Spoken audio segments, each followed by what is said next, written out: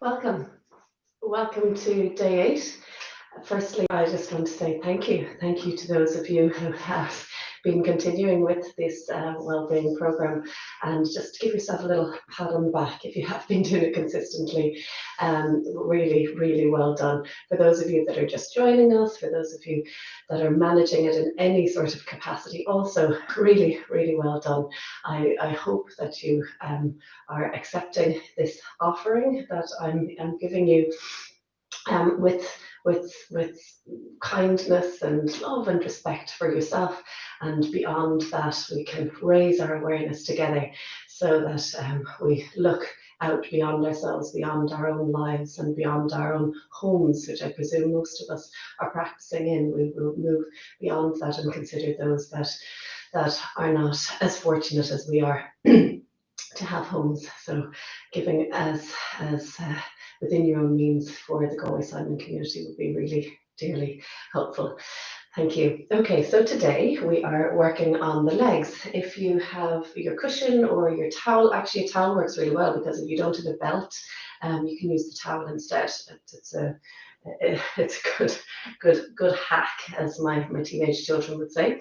I also have a scarf if you need to use a scarf, or whatever works for you. So you can get some extra scrambling around your house now to find something if you need it. Okay, so the first position on for the legs is going to be a kneeling position. For some people this is a little bit challenging, so you might need a cushion or support underneath the knees to start, just if you have any knee problems at all. And then it's also really helpful, unless you practice this a lot, to have another cushion or support underneath the heels. So working right back onto the heels with your sit bones, or even working your sit bones beyond the heels, can be great.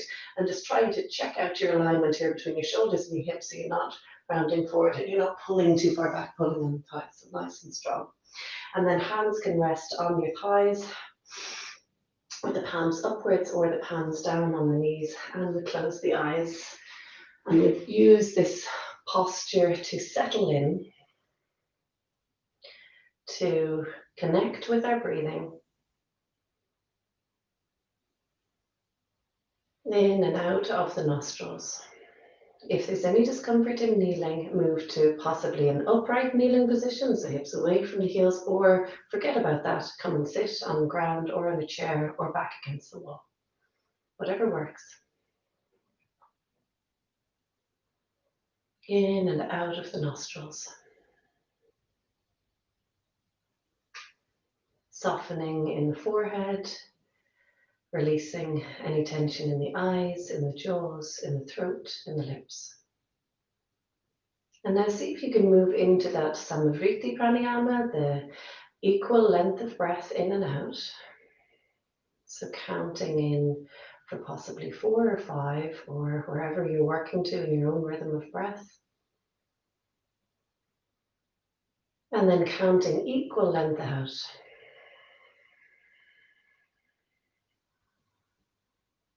Try this a few more times, and it just takes practice. We've been practicing this now for 8 days. Don't expect that it will come straight away to you if you're just joining us. It does take practice.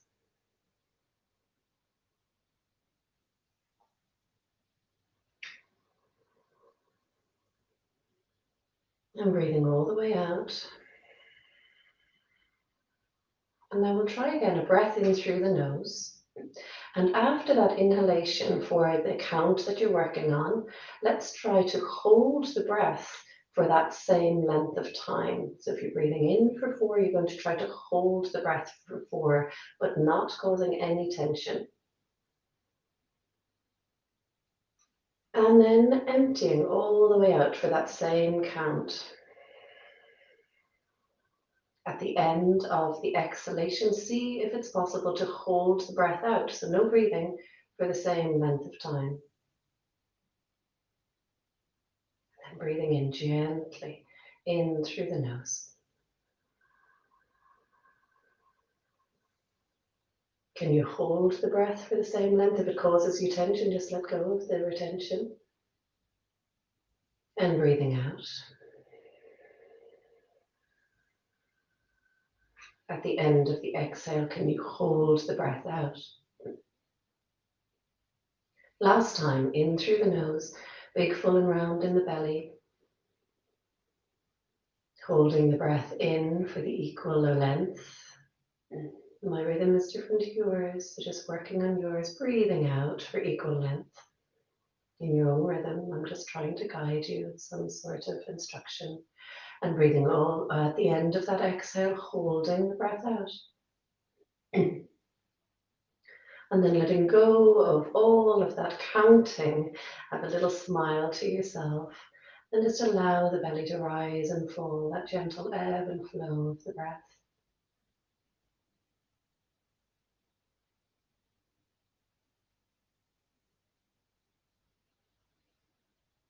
Really well done. Gently opening the eyes.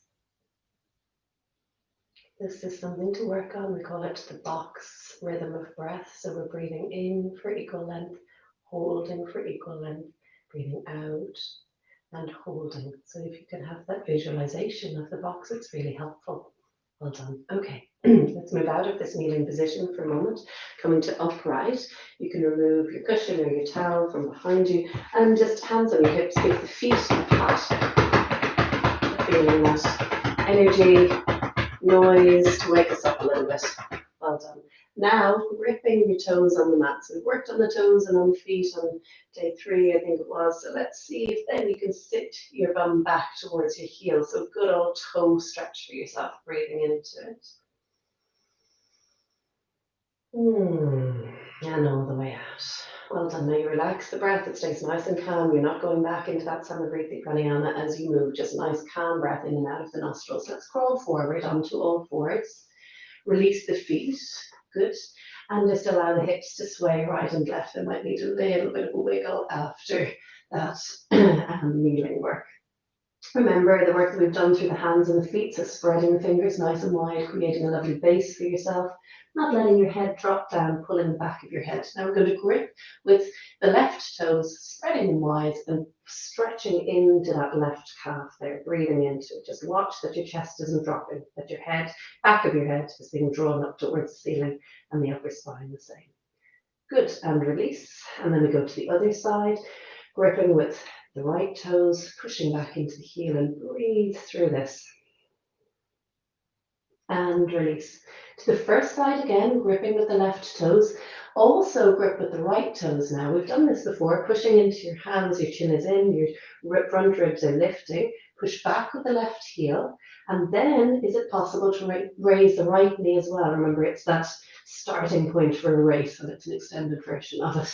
And then releasing down. Well done, and then we swap the legs, so gripping with the right toes, gripping with the left toes, pushing into the hands and lifting up, breathe into it. So this is strong, you're working beautifully through the shoulders, through the abdominals, and through, of course, the legs that we're trying to focus on, and release. Well done. From here, we're going to slowly try to bring ourselves into the downward dog. This is the first time we've done this, so just have a little stretch of the fingers as we've practiced before. You can rotate the fingers around, just making sure that they're ready. Maybe make a fist and release, fist and release.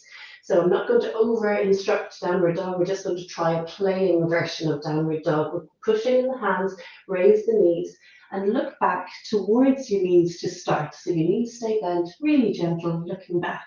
From here, just seeing how it goes to stretch out through the feet. So a little walking on the spot here.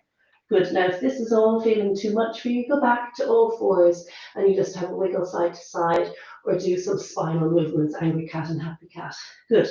So walking on the spot, lengthening out through the calves, through the heels, through the backs of the legs.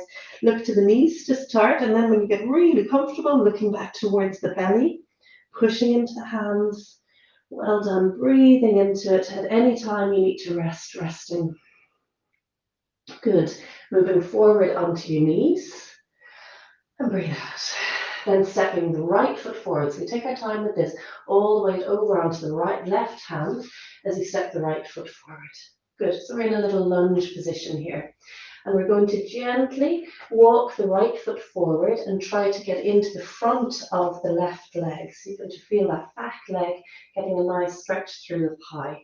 And then gripping with the back toes again, we slowly crawl our hands back and see if you can bring your toes up towards the ceiling. See how that goes. Shoulders are dropping and you're happy out here. Okay, you can go, there's many versions of this. I'm not going to demonstrate anything more advanced. Well done. And then we're going to step that foot back, have a little wiggle, and then we go to the other side. Weight onto the right hand, step the left foot forward. You can walk it forward a little more, drop your left hip, grip with the back toes, and begin to crawl your hands back and see how that feels through the back of the leg. So this is a really effective movement sequence here. You're working into the back, the front of the back leg, and into the back of the front leg. Stepping back, and then taking the feet out to the side. Crawl your hands back so that you come to sitting on your bum. And this is where our belt comes in. So giving the legs a good old shake for yourself. So you can use your belt or the towel. So you can stretch it out lengthways and roll that towel up nice and tight for yourself.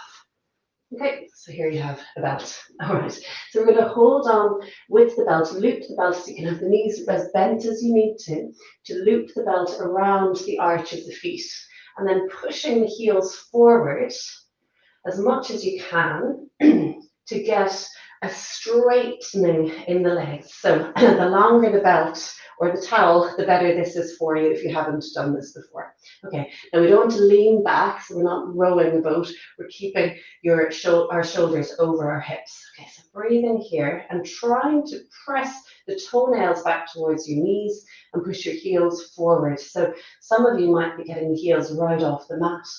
Then dropping the shoulders, bend the elbows a little, but keep that pulling action. Breathe into it.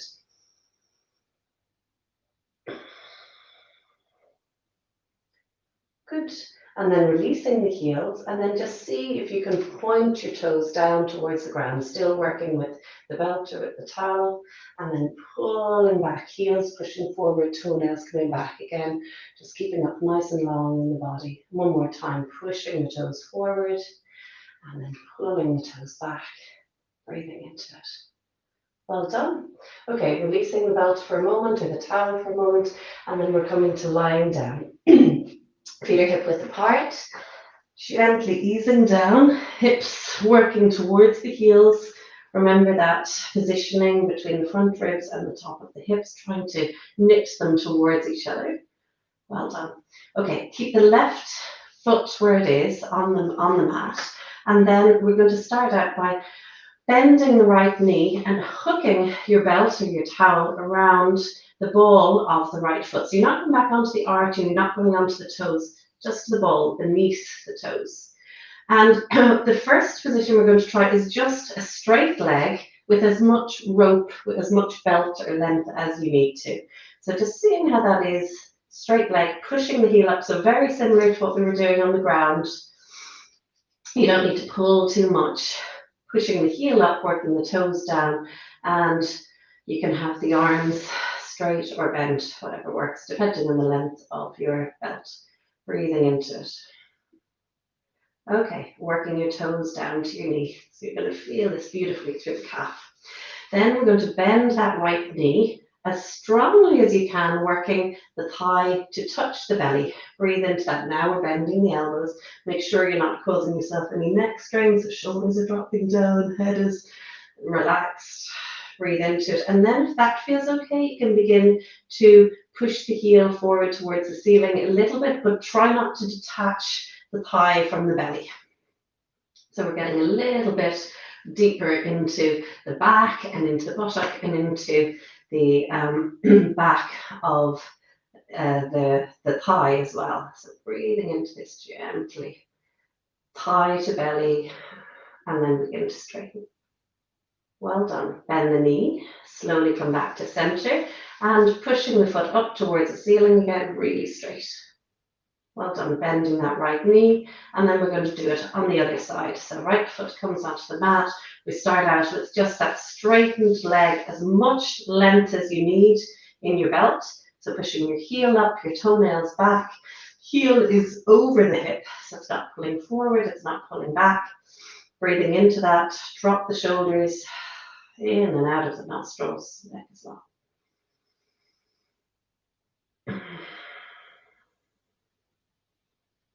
One more breath.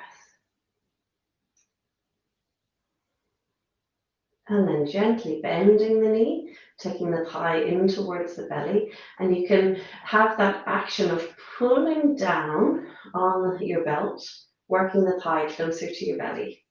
Good. Your right foot stays firmly on the mat. Breathing into it and just feel that, working that weight of the thigh, working into the belly, working into the back. And then slowly, if it feels okay, you can begin to straighten a little, not a lot, but trying to keep the thigh connected to the belly. We're not overdoing this.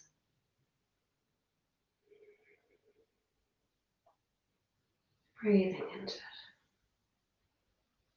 And slowly, slowly coming back to center, working the heel in line with the hip. And bending both knees now. We're taking both feet onto your belt or your towel. And pushing both heels up towards the ceiling. So heels now are over the hips. So it's straightened, a nice angle there, a nice right angle. Breathing into that. Well done. And then we're just going to gently rock them forward and back and see how that feels. And if you feel okay with this, we're going to work our feet a little wider. So about hip width apart to start, then mat width apart, and then possibly wider than the mat. And just hang out here a little bit. So you're getting into the inside of the leg, the inside thigh a little, as far as you comfortably can. I'm at a great advantage here because I have a pro yoga belt. So I'm going to go really wide. Those of you with towels, you're not going to. And that's a great excuse for yourself, so you can't go any wider. So work with that. Breathe into it, smile, enjoy these sensations. Well done. You can have the knees as bent as you like. You don't have to stretch out if you don't want to. And slowly, slowly coming back to center. And from here, bend the knees, and we're just going to wrap the belt around the calves or around the thighs, whatever works most comfortably. The thighs really is the best, so that your elbows can drop, your shoulders can drop, everything can release. And then let your legs just fall into that belt, okay? And have a little rotation of the toes. So the legs are just falling back into the belt. You're holding your legs with your arms, but not causing yourself any stress or strain through the shoulders and even in the fingers. So this is my absolute favorite yoga pose ever. It's usually legs up the wall. It's the one that I come to often, very, very often in my life. I find I'm holding myself up for most of my day on my legs. I have lots going on in my life. And when I distort that or invert it and bring my legs upside down over my head, I feel my world is much better. It's much more manageable. So legs up the wall usually is what it's called. So if you have a wall, you can find it. I call it legs up my headboard pose, because I often find myself lying in my bed and throwing my legs up the headboard, either before I go to sleep or if I've had a busy day in the middle of the day. I'm taking a few minutes here just to let everything soften and relax, to reverse the blood flow in the legs, take less pressure off the heart, slow down the body and the mind. Well done. And breathing out, bending your knees, take your thighs to your belly. And then stretching the legs out.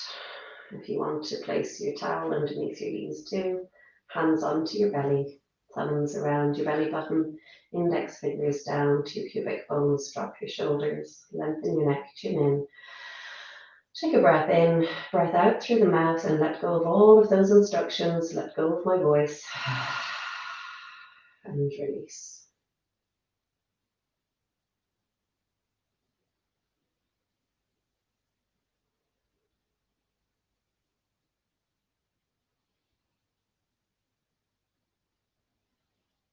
Release into the back of the body, sinking down into the mat and into the ground beneath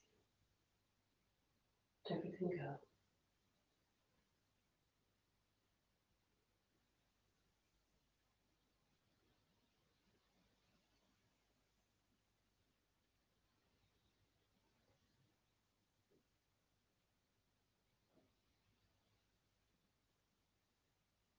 And taking your time to slowly bring movement back to the fingers and to the toes.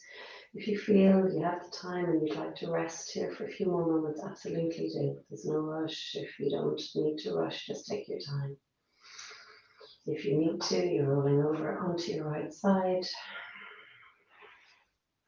pressing down into your front hand, easing yourself to sitting. You can do your gratitude practice still, lying on your back in Shavasana, or upright, hand to your heart, acknowledging yourself with kindness and respect, acknowledging 3 gratitudes, 3 appreciations that are coming to your mind right now from your heart. 3 things in your life that you are truly grateful for.